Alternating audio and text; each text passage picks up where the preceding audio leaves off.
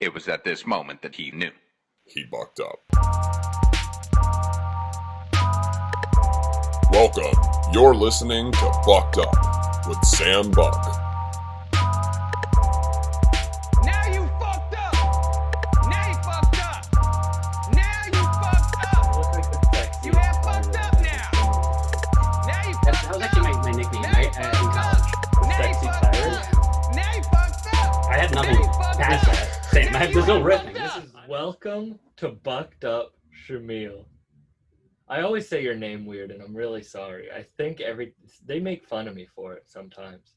Other comedians, because I called you Shameel one time. I mean, I do appreciate a nice pair, of shoes. So it works. It works. I thought you were saying the fruit. Like you're like a pear. This is a self-help podcast. We're talking about fruits. Actually, I was going to have a bit on the show where I would force people to eat fruit, but because when I started losing weight, I was a big snacker, and I would always eat clementines. That's what I got rid of my snack food. I just eat clementines all the time. And I was going to have a bit called A Little Bit Fruity with Sam Buck, where I just force people to find a fruit that they like. Are you a fan of pears? That's how I'm starting off this podcast. Welcome everybody listening. Yeah, I like pears. I feel like Bill Burr referenced them as a pretentious fruit, and it kind of are a little pretentious. I'm more of I like a green apple. My dad told me I was shaped like a pear growing up, so I never really liked the fruit. It just made me feel like I was eating myself. Everybody love everybody. Actually, I might love pears now. They're now your favorite fruit. It's my favorite fruit. So what fruit are you into? What's your fruit? Or am I going to have to buy 15 fruits and shove them down your mouth? I like I don't know. I'm a big fan of the produce aisle in general. I enjoy fruits. Strawberries. I have a strawberry joke. Bananas. I like bananas. Another reason I like clementines is you can litter the peels and not feel bad about it. Yeah. Because when I was depressed, I used to love littering. I'm sorry to admit that, but when I was sad, littering is like a good fuck you to Mother Earth. But now I'm happy, somewhat. And, definitely don't have mother issues. It's like Mother Earth, fuck that. Yeah, all of that shit. But I litter the clementine peels and I don't feel bad about it. Don't you feel like clementines are so much better than oranges and they should have been called the orange? 100%. And my mom loves to tell me that I used to call clementines baby pumpkins. And it's like, why didn't you correct me? That's just a stupid, that's not a cute thing. That's just a stupid thing. I'm not gonna lie, I think it's pretty cute, and I think you're being a little too hard on your mother. You think I should go back to calling them baby pumpkins? Yeah, that's the cutest thing I ever heard. They do. Just baby pumpkins. Do you like navels? The big ass oranges. I feel like those are harder, regular oranges and navel. They're harder to peel than a clementine. I feel like those clementines just fall. You get apart. a workout. You do. That's actually how I've been able to go up in lifting. Is I just eat navels when I'm not at the gym. Do you have orangey cuticles and just? Not today, but that's why I want to get a manicure. Hell yeah. We were talking about this. See, this is actually a real self-helpy episode of Bucked Up. It's also a very DIY episode, so thank you everyone for tuning in. But DIY is code for shit. No, it's not. It's code for I'm too poor to invest in the proper equipment. That's right. That's what it's. Sure. I don't have a real job is what that's code for. I don't even have 4K makeup on right now. I have makeup on, you but don't. That's just from my show last night. Oh, I see. Mm-hmm. What were we even talking about before that? Oh, self-help. Yeah. Yes. I think men should normalize asking other men to hang out. Yeah, totally. But it's always weird. You always sound weird asking dudes to hang out. I wanted to ask you to go get mani-pedis. Speaking of my orange cuticles. And I still, even though we've made plans to do it, I'm still sending that text. I'm like, it's like asking a girl to hang out. It's like, I don't know. I can't send that text. I am pretty cute, so I understand why you're nervous. I am. No, it's funny because that's actually something that I think about in comedy, I mean, my life it pours into comedy is that part of just like not being that type of dude who's afraid of that type of stuff. It's like, oh, let's hang out. Let's get a mani-pedi. let's get our nails nice. And I like to say mani-pedi because it just seems more masculine than manicure and pedicure. It does not. But no, I mean, like, I'm totally about that, and I feel like it's strength comes from just being like authentic to me. Of just like, oh yes, it's actually really nice to get your feet done. It feels good. It does. Actually, I'm more of a mani guy. When I get pedis, my feet are very, very ticklish. Dude, I don't want no one touching my feet because I'll be like, hee. I sound like Michael Jackson. This is where the toxic masculinity actually does pour in. I'm too much of a dude to not like start giggling when they're hitting my pinky toes, but I want to laugh. I'm like, this is very ticklish right now, but I'm a goddamn man. So I'm gonna open up to you right now. I have those pinky toes that barely have a nail on it. Okay. And I don't like wearing sandals because I used to run an archery camp for little kids, which is a weird thing. Now I host a podcast called Bucked Up. You can like, subscribe, listen, YouTube, Apple, Spotify, all that shit. So I had to get my plug in. But I used to run an archery camp for little kids, and I wore sandals once, which you shouldn't do with archery if you're going out there. And a kid said, look at his fucked up little toe. They didn't say fucked up, but emotionally it hit me as fucked up little toe. And I've been embarrassed of it ever since. So with pedis, I don't like when they go on my pinky toe. I think you can just say, don't touch my pinky toe. Like get your grubby little hands off my pinky toe. Yeah, don't touch my pinky toe. Just be real aggressive. Be actually just very kick them off. Just like be very mean about it. Kick them off the pinky. Don't be. Did you fail that kid though for the course? I didn't. I should have. Yeah. I should have. Yeah, I think you should. Yeah, you're in the wrong here. I enjoyed that. I enjoyed archery. I was never like super into it, but when I taught, like, I've lost my interest, but I loved teaching those kids doing that. I just sound very preachy right now. No, it's good. You just like teaching children how to maim other things. Yeah, how to kill. I'm teaching. I don't think you're that great at teacher. That's why I said maim. Like you're not gonna. Like they might lose like a finger. Yeah. You're not. They're on Cape Cod, so they're not really fighting off real beasts. I can't believe people actually are like born and raised in Cape Cod. Doesn't make any sense to me. Yeah, and then they make a heroin documentary about it. Absolutely. I've seen that documentary. I remember in that documentary being like, oh, that's the gas station I'd go to. Really? Yeah, and it would be like, I'm picking up a nickel bag. Yeah. Like, dude, I think the most like the thing that sticks out to me, and I have no idea why, is the iPhone charger cable. You know what I'm talking about? I do know what you're talking about. That's a great, because that's really Cape Cod. Yeah. If you're using an iPhone charger to tie off your arm and shoot up, that's the most Cape Cod thing you can do. We're probably breaking a rule. but what I do like is that I can tell those people at the very least are green, because they're like, you know what, we got new iPhone chargers. What are we gonna do with the old ones? Oh, perfect use. You know when you start using like a Samsung cable, or like one that you get at like Boost Mobile, that you need an intervention. Everybody love everybody! That's when the intervention needs to happen.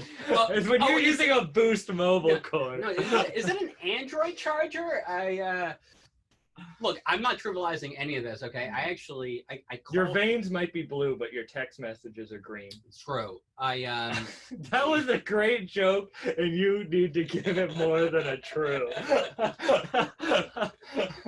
Listen, I had a thought going, okay? I was gonna take it real serious. Oh, I'm okay? so oof. Well, this is weird because this podcast has been a semi-serious podcast, but this episode has already gone off the rails, and that's because I don't really drink, and I'm drinking a beer right now. Do you want another one? I might have another one, but I'm not. I'm still sipping on this. Right.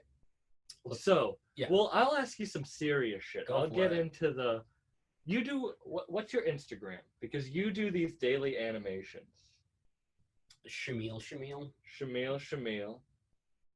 You do these daily animations, and they're fantastic. Every morning I like to look at them. And you studied that in college? I think you were an animation major? Yes. How'd you get into that shit? I don't know. Excuse me. So rude. Rude. Actually, I'm gonna cut that clip right as I'm starting the burp. No, you should. Oh shit! I just spilled beer on your toe. We're even now. We are. I think the burp was actually more disrespectful. I'm not gonna lie to you.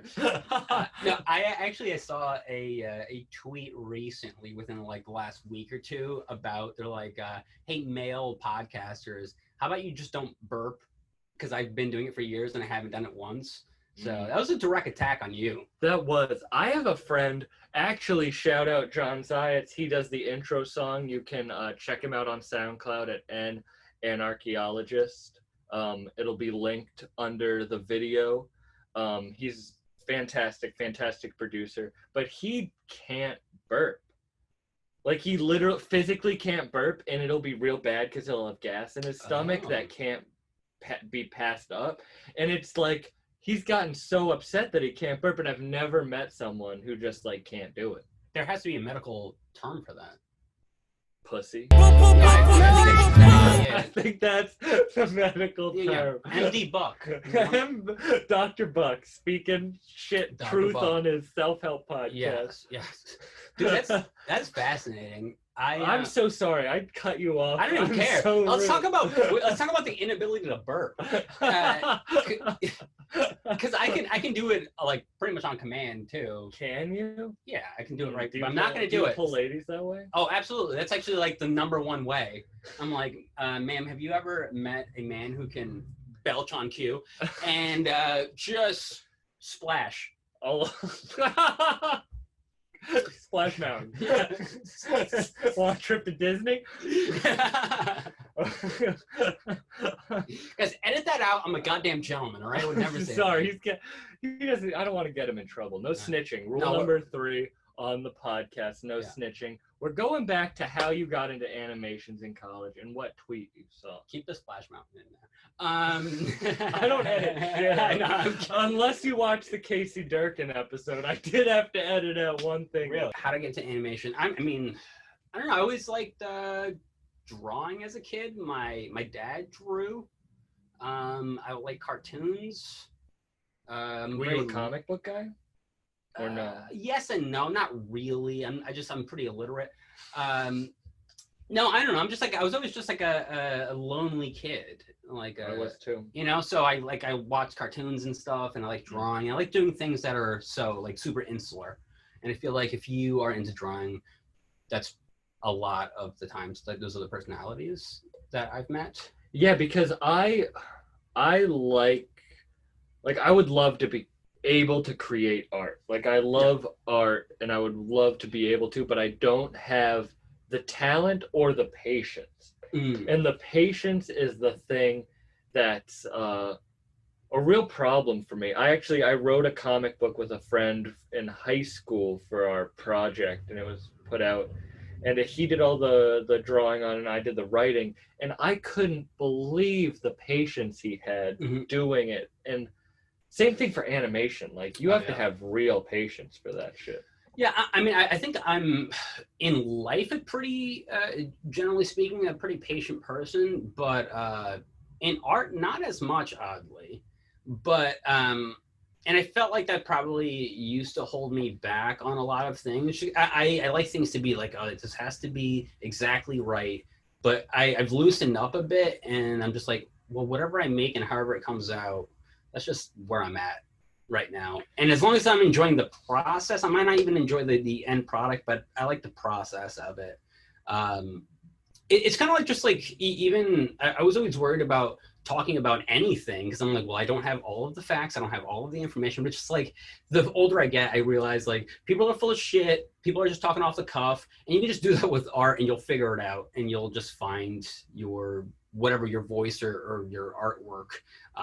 I don't know. Ultimately, I just like making things, and I've learned that I'm happier making things, and it feels good. So just do that. That's what I did do. when did that realization come into your mind? I would say like pretty recently, actually. Like within the last couple of years is when I truly realized that I needed to make things that's just who I am. I need to make things to continue to, I don't know, be happy or fulfilled. I just, like I've always been someone who created things and made things, but especially in the last chunk of years, maybe 5 to 10 years, I kind of wasn't as consistent with making things or being creative. I mean, I always just kind of wrote, but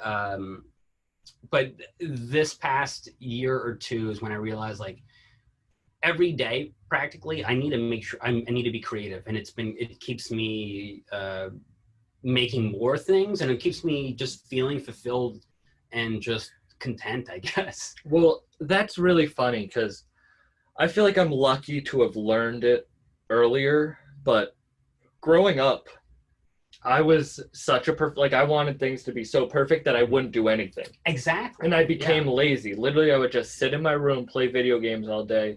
And because video games you can kind of perfect. Mm-hmm. It's a weird thing. Video games are an addiction because it's a world that you can be perfect in. Mm-hmm. And I didn't want to create anything. But then when I kind of got out into the world, I realized that I'm at my happiest when I'm putting stuff out, and it doesn't need to be perfect, because I was talking about this on the last episode with Kate that it'll be so amazing to go back in 5-6 years when I'm still hopefully doing Bucked Up. I will be. And looking at these first episodes and seeing the growth, because growth doesn't happen unless you fail, which I know is an easy thing to say, but it's true. Like, you can't have a good set unless you bomb. Like, right. That's. Yeah, no, I actually, that's something that I completely relate to. That's how I kind of live my life now. I used to completely be that way, where I was so wanting to everything I made or did to be perfect that if it wasn't, then I would just not do it.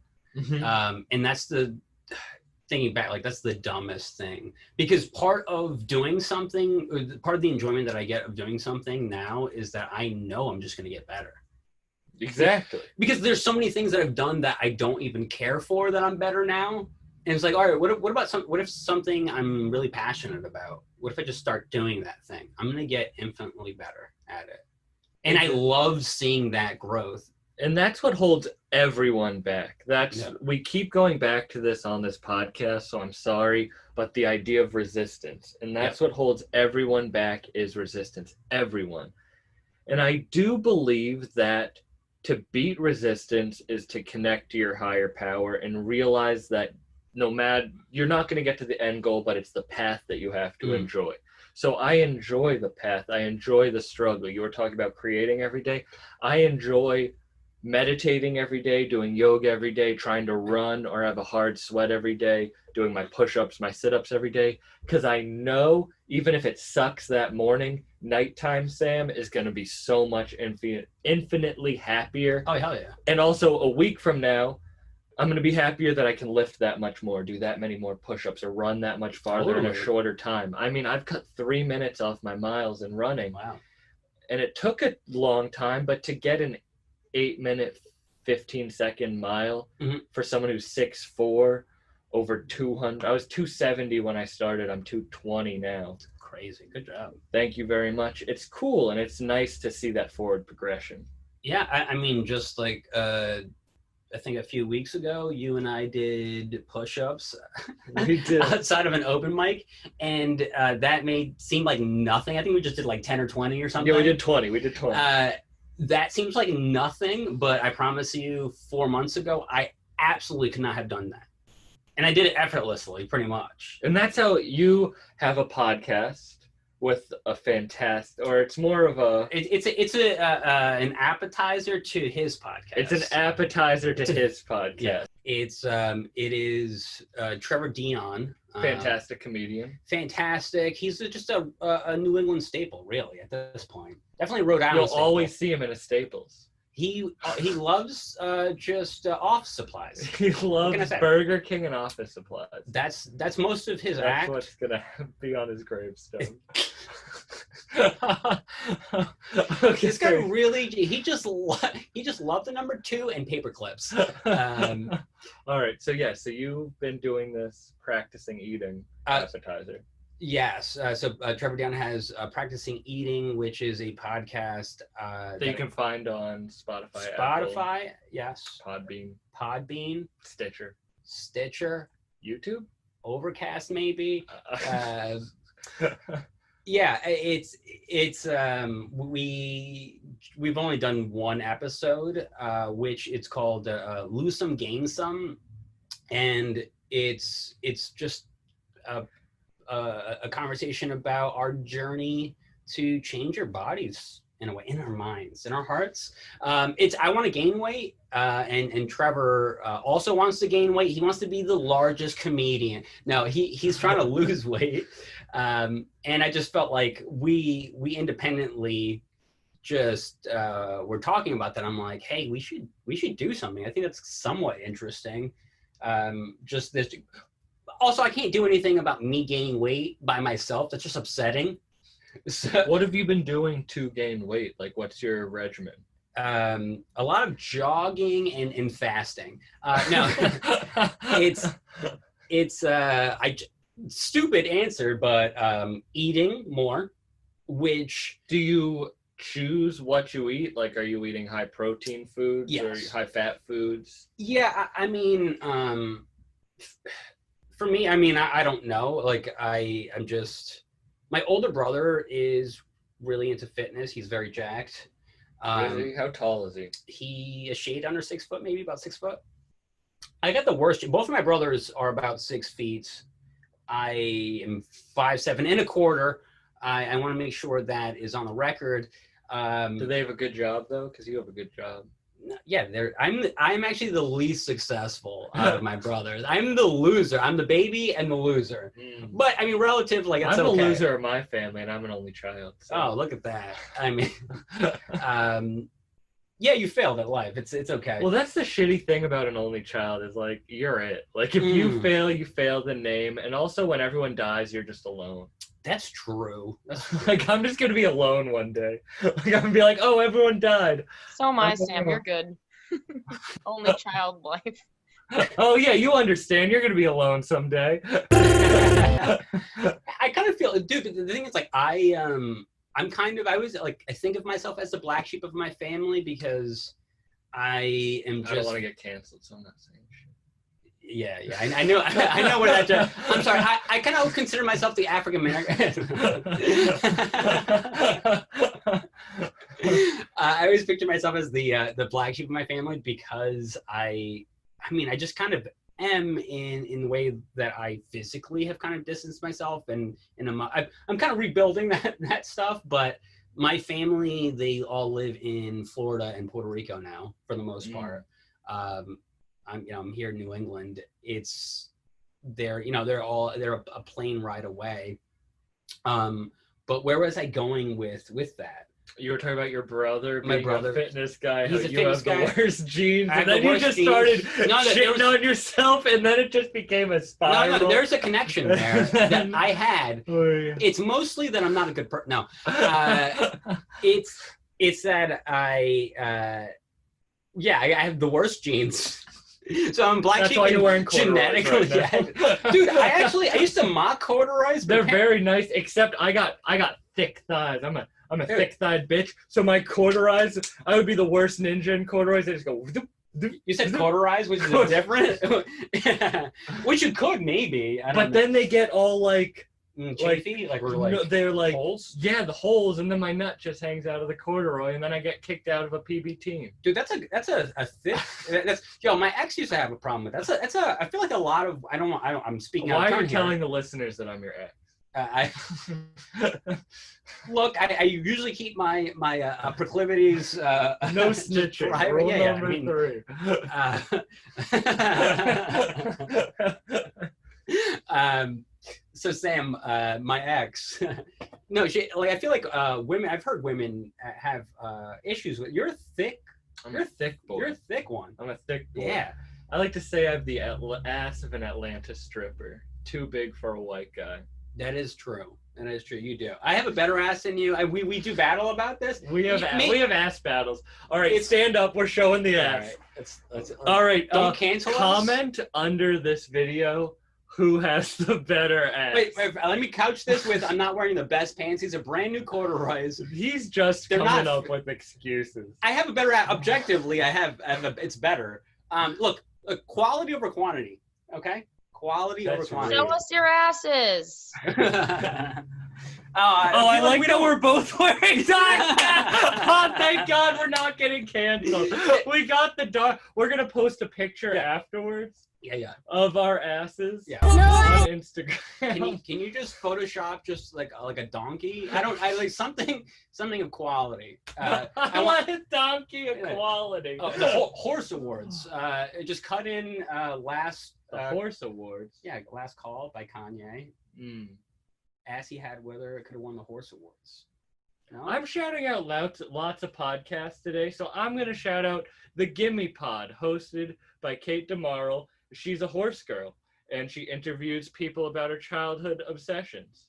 Find it on wherever you get your podcasts. I saw she had comics, though, on there. Yeah, they talk about childhood obsessions. Oh, interesting. So we're getting back to your fitness routine. You eat food. Unsubscribe to this and subscribe to that podcast, I think.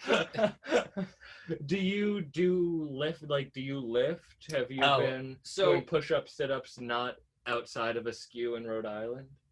No.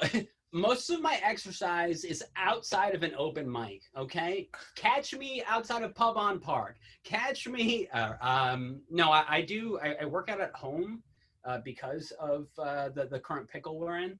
And I mostly use like resistance bands and yeah, just like, my brother's pretty fit, so I just kind of listen to what he tells me to do. So I've just kind of been doing a lot of just like resistance training, and that's it. Some really basic stuff. My goal, for the most part, is to work out about a half hour every other day. Have you been gaining weight? Yeah, no, I started off at around 120 pounds, and I fluctuate right now between 130 and 135. This is the most I've ever weighed, which is incredible, and I'm sure people absolutely despise me right now. Like, that guy, he's morbidly obese. He really needs to take care of his health. Well, okay, so I lost 50 pounds over quarantine, and people get mad at me. Yeah. They're like, everyone's gaining weight. How you just have to be really sad and hate yourself, and then you'll lose 50 pounds. Like, that's what you got to do. This is a self-help podcast. Yeah. If you want to lose 50 pounds, get your heart broken. If you want to look better, improve your life, get your heart broken. This is a self-help podcast, and that's the only rule we have. Two single dudes out of a relationship. We're just going to start crying and snuggling on this couch. I think it's so funny that's like a classic, like, just like you're at your pinnacle. You're at your peak when you're single. You're like, I need to just be. Really, the truth is. But I'm still sad. People are like, oh, yeah, I'm of course. Still very, that's going to continue. Very sad. No. I canceled my therapy session today to be here. So this is like a therapy. This session. is therapy for me. What do you want to get into about this week that has really hurt you? It's really hurt me. I'll be your therapist. I don't know. I feel like it's been a good week. It's been a good. I mean, I guess like. You had a great set last night.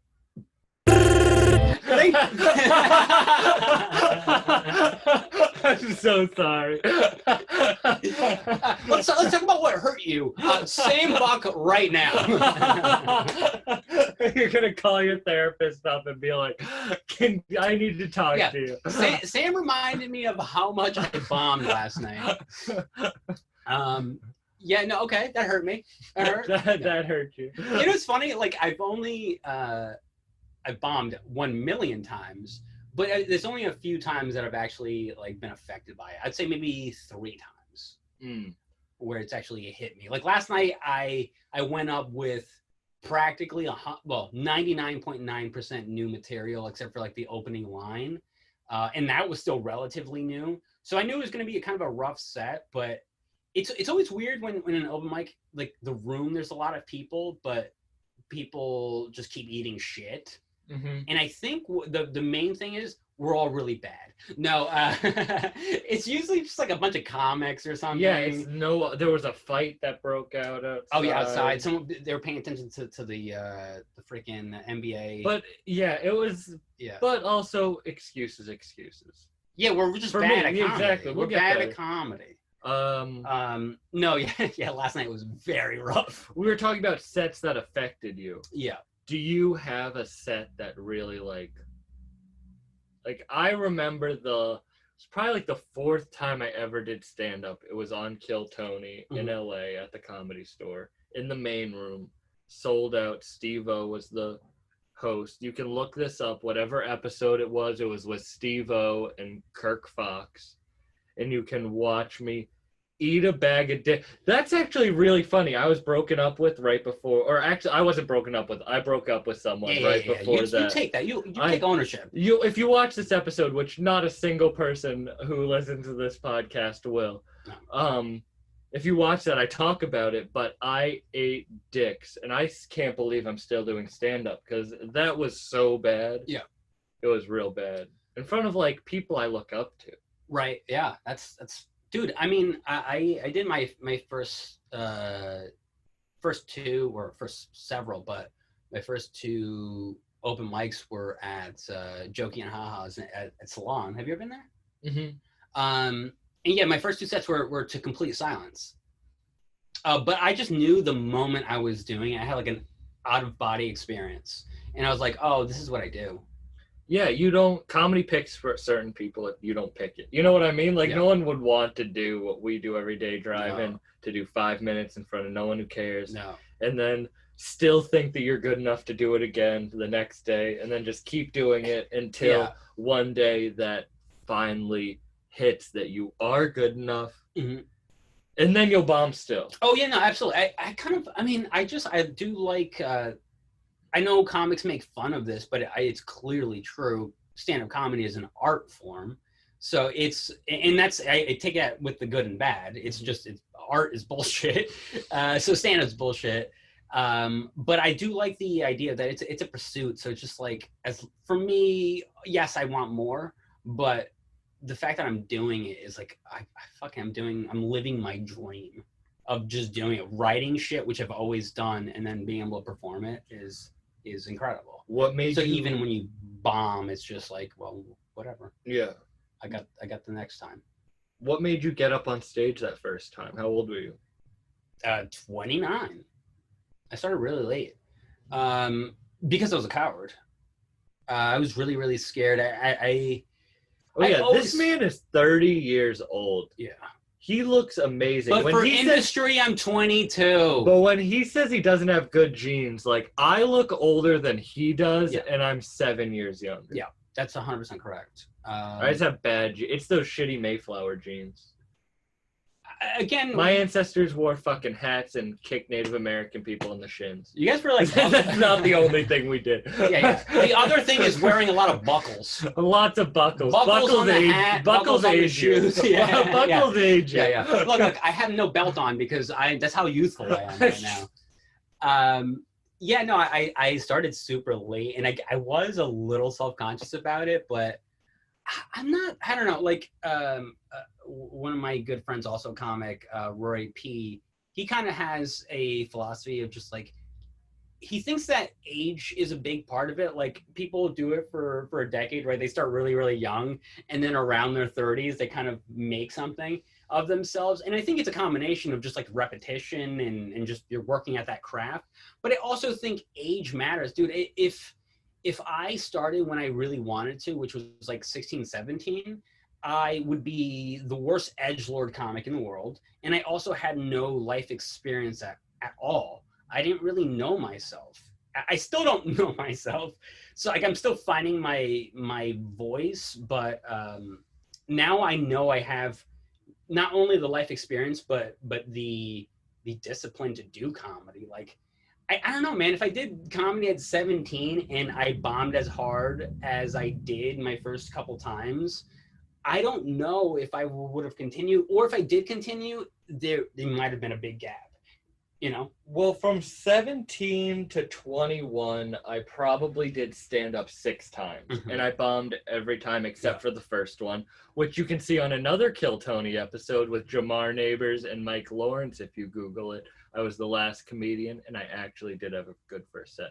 But I bombed, and I stopped. I stopped going until I graduated college. I was 21, and that's when I was dove in head first and was doing multiple mics a week, because I needed to do it, bomb, live life a little bit, and then get back into it. Yeah. I know I still started early, Mhm. but I needed to bomb and then take that time off, even if it was a short amount of time. Yeah.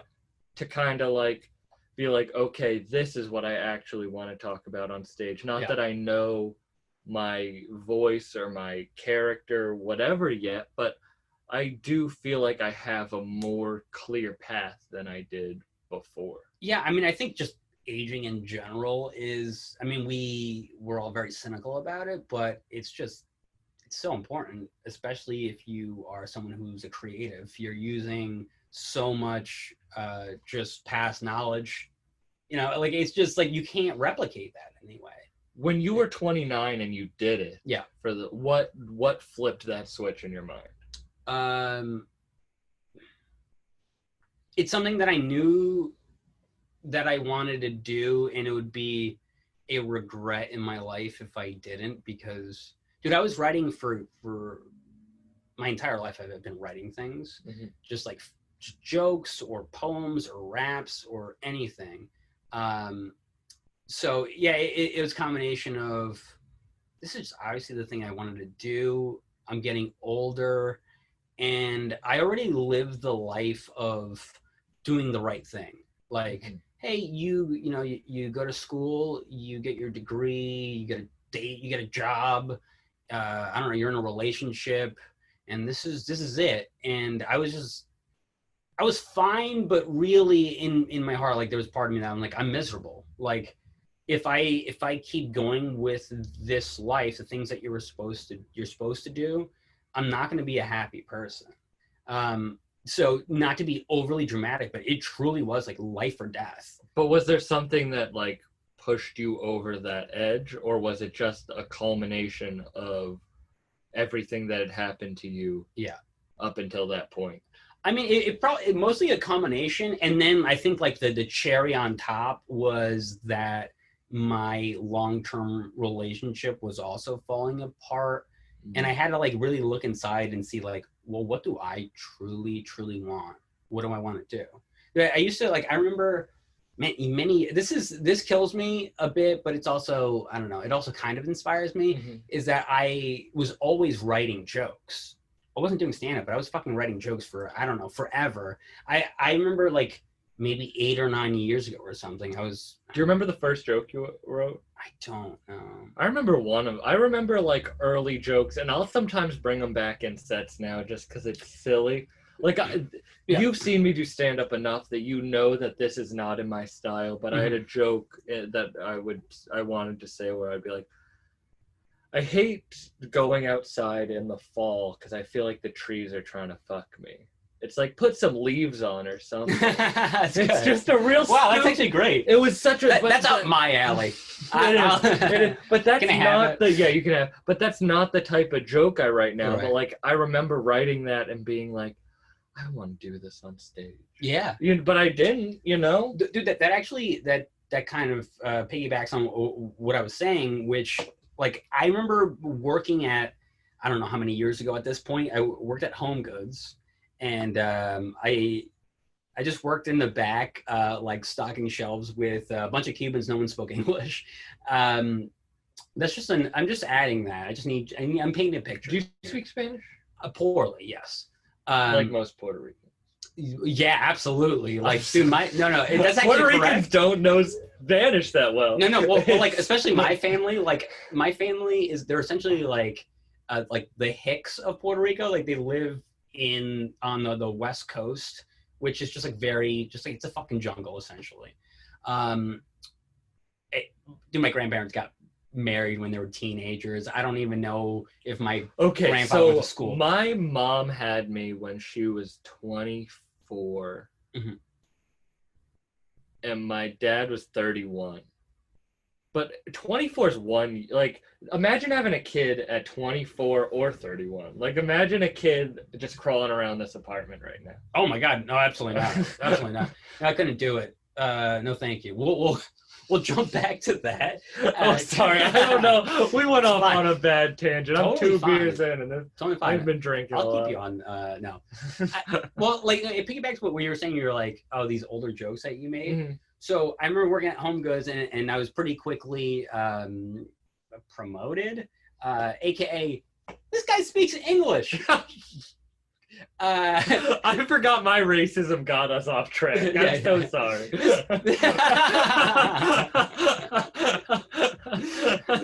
This guy speaks English, so we'll let the customers see him.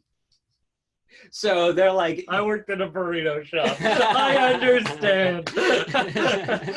They're like, dude, but the thing is, I wasn't like a cashier. This guy has all his teeth. He'll be working. Yeah, exactly. Line. Yeah. Oh, he speaks English and has teeth? Oh, I'm talking. They would be like criminals preparing the food in the basement, no teeth, and then up top would be the criminals with teeth. That's how you know you're at a good place, though. Like, the food's probably better. It was dope. Yeah, they're probably more dedicated. So you got a job at Home Goods and you got promoted. I got promoted to essentially like kind of I don't even know what the thing was. I don't know what my job title was, but I scanned things. I pushed it around this cart. I scanned things. This little machine next to me, it would make a sound and it would print out a sticker, and I would take that sticker and I would put it on the item. With a college degree, I was making about animation. I have a film degree, so I can say that our degrees are worthless. Worthless. We're just in debt. For nothing. My entire life I'm going to be in debt. I'm not going to ask you how much money. Oh no, I can't say it emotionally. But I'm in it too. Okay. Like, we're so stupid. No, the dumbest. If I could do my life again, I would just graduate high school and just do comedy. Mm-hmm. That's it, 100%. But kill yourself, reincarnation. Yes, exactly. Let's do it. That's what we do here at Bucked Up. We're the Michelle Carter of podcasts. Yeah, absolutely. We convince people to kill themselves. We're cute. We're like, she was a real dirty texter. Oh, everybody! It's like that creepy blonde, right? She was the one who texted her boboyfriend to kill himself. Yeah. In the car? Yeah, it was a fucked up thing for me to say she was a dirty texter. Yeah. But a good joke. I don't support that or condone that at all. Okay. Edit it out. Don't edit it out. No one's gonna be like, what are they even talking about? This is not consistent at all. I swear to God, this is the 4th episode where I've missed my mouth while drinking. Hell and I have a small mouth. Back to your Home Goods shop. You have a small, I don't know. That's why I'm your ex. You are. You have a small mouth, I have big lips. It just didn't work out.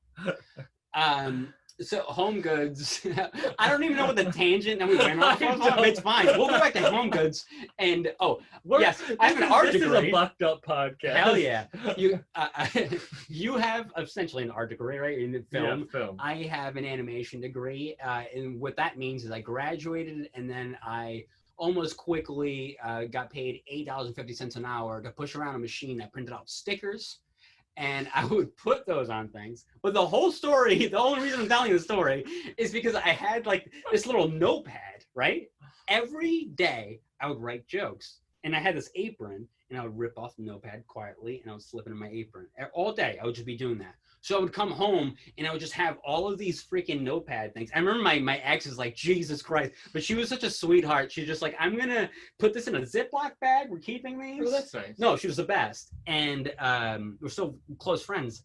But like, I was always in my head, I was writing my phone jokes, ideas constantly. So the thing, kind of bringing it back to like what inspires me and kind of bumps me out is that I've done jokes on stage that are 6, 7, maybe old or years old, and they work. And I was like, what the fuck? I don't think that's crazy at all. So, you know how comedians, we take comedy so seriously, but to a point. Mm-hmm. Like, no successful comedian has ever written a book on, like, how to really do comedy. Like, that's never happened from, like, a professional touring comedian. Like, it's all memoirs. Yep. It's all... Franklin Ajay has a book, and he was a touring comedian, yes.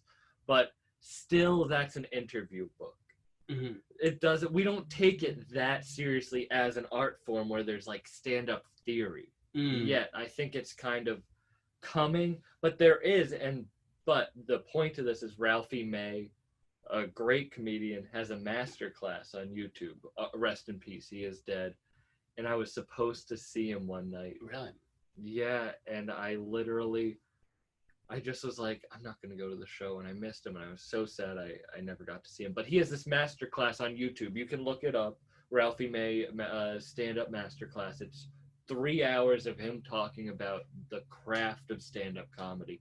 He talks about, like, you should have so many hours of comedy that at any moment you have a joke for that. Yeah. So he will do jokes that are 10 years old because it works in that moment with what the audience feels. Right. And they'll laugh, but it's old, but it works with what he's writing now.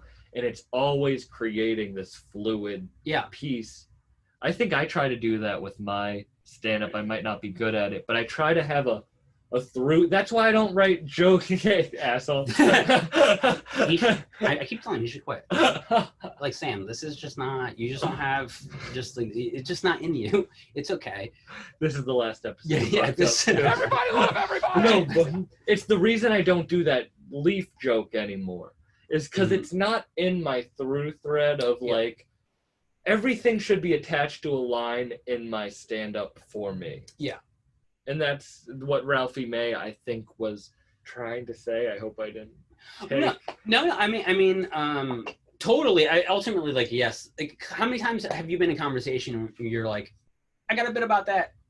You know, like a million times. And you know? everyone hates it always. Yeah. I hate myself. Now I don't say I have a bit, but I'll work bits into conversation. No, you're the worst. But when I do it with comedians, they'll be like, don't fucking do bits on I me. never do that. Yeah, you know who? One person, look, I like riff a lot, and I'm just like naturally funny. You know, no, I riff a lot, but one person, Trevor Dion, was just like, don't bit at me. I'm like, dude, I'm not. This is not a bit. I'm just hilarious. That happens to me like, sometimes. Fuck you. Or I'll have conversations with someone, and I'll take something from that conversation and put it on stage, and they'll be like, what the fuck, bro? And I'll be like, it was funny. Yeah, like, no, totally. The worst, though, is when you see someone on stage and they're lying about something that you were part of. Oh, actually, you know what? I don't know if I've heard. No, I haven't had that experience. I just thought they were just lying. I've had that experience, just in general. Just you hate liars. I mean, no. Like the thing is, like, you shouldn't let quote unquote like the truth get in the way of funny. But like, I hate comedians who are like, I'm speaking the truth. No, like you can. Ultimately, it has to be authentic. I think it has to come from an authentic place. So maybe not the literal things you're saying are completely connected to the truth, but they're real still. Does that make sense? It does. Pete Holmes said that on his podcast. I'm not even joking. 5 or 6 years ago, he's like, when you start comedy, you're gonna see a lot of people on. Why are you drinking that beer? It's so weird looking into the camera. Because I was reading. It's okay. Pete Holmes was saying that you will see when you start comedy, people just lying about stories a lot, like just making up stories. And it's true, and that's why even if some of my jokes aren't funny, sometimes it's good just to say something on stage to be like, I told that part of my life on stage, just to get it out there. I did that last night with my bit about being filmed, being yelled at, being filmed. I'm not going to go into details, but that is a true thing that happened to me. And I just said it on stage, and it felt good to be like, okay, maybe I won't do that joke again, but I spoke something that I had been keeping in for so long in front of a group of people. Yeah, I mean, that's definitely like a benefit of an open mic. Yeah. You get that, and then you can kind of figure out emotionally just like what you would want that joke to be. Have you ever told a joke that you thought you were emotionally ready for, and then you say it out loud and you start getting sad yourself? Or do you not? I've done that. I guess I tell more like personal stories, but it's like I'll tell something and I'll be like, ooh, I'm not ready to say that. Well, Why did I just say that? You know what's funny though? Like, I guess when you've started more seeing my comedy, it's been after quarantine or during quarantine. Yeah, I saw you. I like, officially met you after quarantine. In a way, I'm in a weird space creatively where the things that you see, the comedy scene around here is there's this many positives and negatives, but part of it is like it kind of crushes you in a way where like I do have a bunch of personal material that one I've done a bunch and it's like, oh, people have heard it already, so like let me reel it back. And also sometimes you kind of lose faith even if it's I've been learning the longer I do it. I'm like, oh no, that bit actually has legs. You know, regardless of what these people, very dismissive, regardless of open mic audiences, which are comics, how do they react to it? You know in your heart if you had a good set or not. I like to think that. Because I know, even if an audience laughs at me, I'll get off stage and sometimes I'll be like, I bombed because I know those jokes would work. And I've done them so many times that I was lazy in my set. Oh my that's God. A bomb. That's a bomb to me. When I feel lazy and I still had a good set, it's like I tricked the audience. It's like swindling them out of a little bit of like time or their attention. Yeah, or quality or whatever. Exactly, or like, yeah. Dude, you know what's so funny? Like that's actually perfect because that's kind of why outside of the state of the world right now, that's kind of why I'm where I am in my comedy, which I've just been kind of doing a ton of new material. I mean, I write every day, but I would hold back on putting some stuff on stage.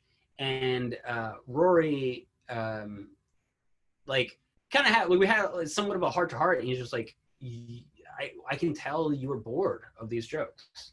He's like, you write so much, just fucking get excited and like do your shit.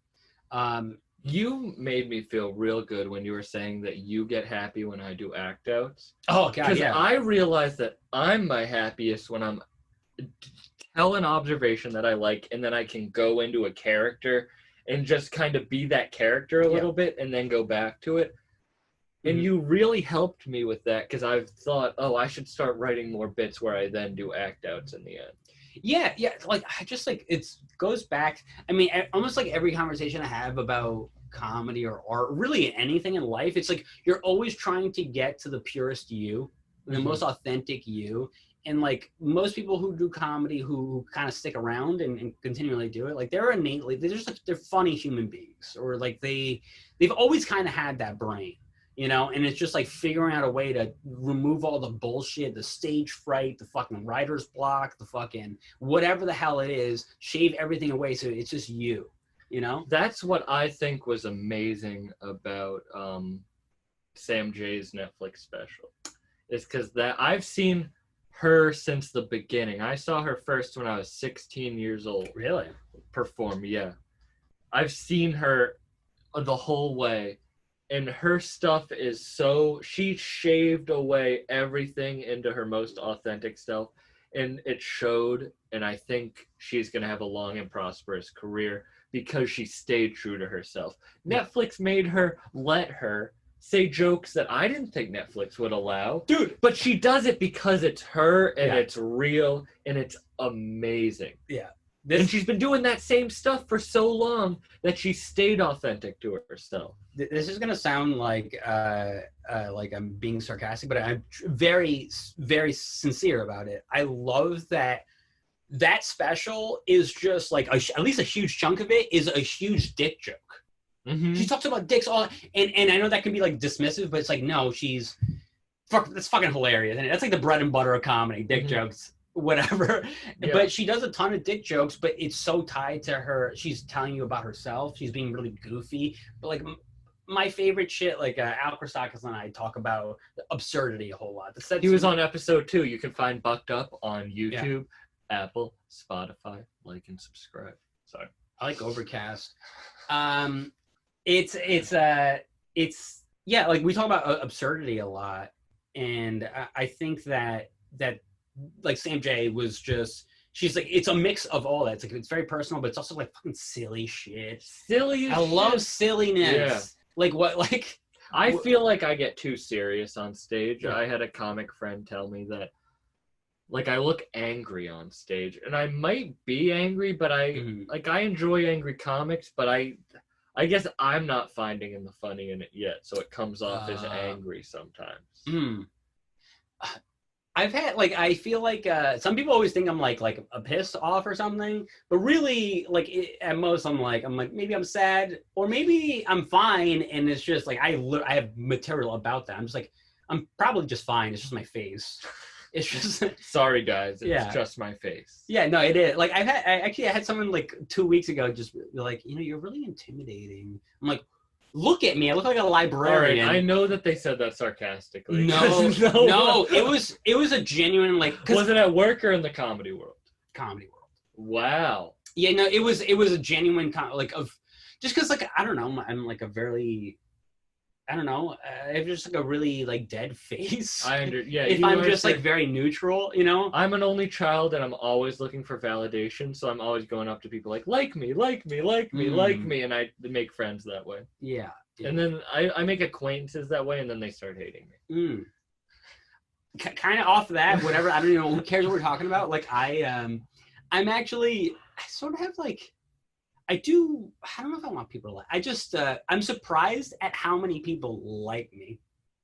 Or I'm surprised at how many people like you too. Yeah, no, I agree. Like, there's nothing to like. Or how many people like.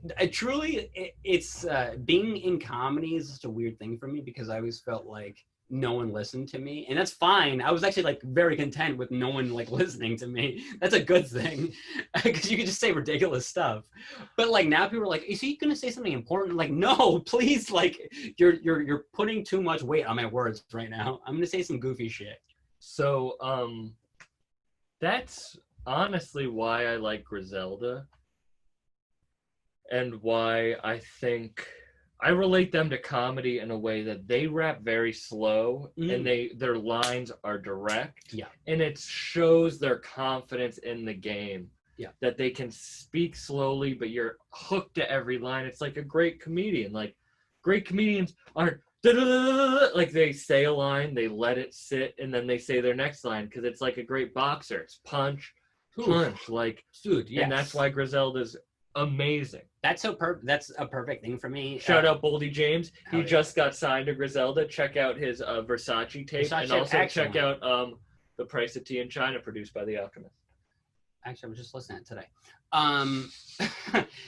No, that actually works so perfectly with me, because one, I'm a huge hip hop fan. Two, I kind of like, so as a teenager, I write just goofy raps. I used to make I have a bunch of songs, just joke songs that no one will ever listen to. You post stuff on Instagram. Right. I'm very happy. Shameel Mill. Yes, Shameel Mill is a character that I've semi-newly created, which is a hip-hop ghostwriter, which is, I was so happy when I thought of doing it, because I was like, I always make silly raps. And I've been doing it my entire life practically. And I'm like, oh, this is an outlet to do that, you know? So yeah, I'm really happy about that. But it goes with hip hop, where my joke songs, really, they're just jokes. Mm-hmm. It's joke writing. Yeah. It's still called a punchline in hip hop. Exactly. You know, like, rappers are hilarious. They're like, so fun. One of my dad's favorite movies that he showed me all the time growing up was Chappelle's Block Party. And what he says in this, he goes, rappers and comedians are the same breed of people. Oh, God. Listen to a Lil Wayne song, and I will literally laugh out loud at some of his punchlines. Dude, like, Dan Soder has a great bit about a Wayne lyric. Oh, does he? Yeah. Have you seen his new special? Son of Gary, I Yeah. have, but I need to rewatch it because. Yeah. No, you should. Actually, I watched that with Rory and Christakis. Oh, really? Yeah, and The redheaded fucks. Yes. That's what they're. That's what I only hang out. They have a group called the Redheaded Fucks. I'm actually a little uncomfortable in hanging out with not a redhead at this point. No, but yeah, he has a great thing. But 100%, like there's a direct connection with comedy and hip hop, in like just like right. I like not to pat myself on the back, but I'm halfway okay at writing. You lyrics. are. When I saw your last video, I was like, okay. I mean, I can yes, because it's just like I've been doing it forever, and I understand that it's the same shit. So and you could actually be worse at comedy and do hip hop, because like if it rhymes, it's like that's more impressive. Like you could have a bad one-liner, but like that's pretty good. That's pretty good because it rhymed. So I actually met Conway the Machine a couple of years ago before a show, and we were able to smoke, hang out. Cigarettes, tobacco. No, I don't smoke tobacco. No. 2 years off of it. You guys should quit. And talk. And he was actually at the Comedy Store the first time I ever did stand-up without us knowing. And it was this weird little connection. And he was talking about how big of a fan he is of stand-up. And he was kind of, not fanning, but he was like, oh my God, tell me about stand-up. And I'm like, oh my God, tell me about rapping. You're one of my favorite fucking rappers. Yeah, awesome. And it was like a nice little connection. And it also, it's so funny when you hear like a real rapper, meet a rapper in real life, and they're nice. Mm-hmm. You know what I mean? Because when you listen to their lyrics and they're being grimy and like tough, it's like, oh, but he's also a really nice guy, which again is just like stand up. When like I'll go up on stage, or anyone will go up on stage, Fitzgerald, Kinback.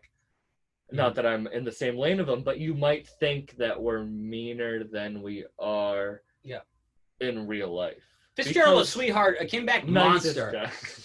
Both amazing guys. You should check out their stand-up. Two of my absolute favorite comics. But it's the same thing. It's like you're creating a persona on stage. Like Andrew Dice Clay. He's not that all the time. He became that. He did become that. He did become that, but he wasn't always that all the time. No.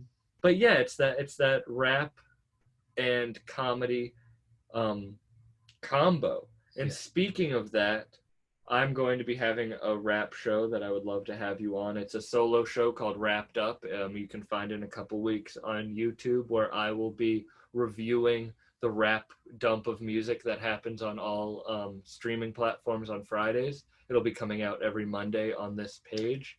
And I would like to thank you so much for being on. I really appreciate it. I'd love to have you on again. This was a really fun, bucked up episode. We didn't get into a lot of self-help, but I had a great time. Make sure to like, subscribe, comment on YouTube, Apple, Spotify. This is also a plugs podcast. We're gonna have a podcast where I just plug stuff the entire time. I'm all my social media is Shameel. I make really lo-fi, poor animations. They're fantastic. I used to do Monday through Friday. Now I'm on a Monday through Thursday. You got to take a 3-day weekend. Well, no, because I post like other videos now. Like I make other content, and also just like a mental health thing. It's a mental health thing. I'm really doing the daily show, just Monday through Thursday. I'm on Twitter, which I never promote. No one should follow me on Twitter, but I'll just say it. Every day, every morning, I at least tweet one thing. And I have a couple of projects coming out, I think, soon. So, just follow me. Practicing eating. I know that's your lose some, gain some. Lose some, gain some. I'm probably gonna film another. Trevor and I will probably do one at the end of this month, and it's gonna be about he lost weight and I'm also losing weight, which is not my personal goal. So that's what I have on the horizon. Well, thank you very much for being on. Thank you so much for having me. And tune in next week. Thanks, guys.